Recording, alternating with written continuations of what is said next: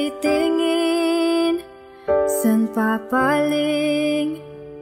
Pag nasaktan at nag-iisa, pag ang isip mo ay litong-lito, umpisa pa lang ay napahamak na. Di ko tantong hirap mo, ngunit alam kong may pag-ibig sa Kanya.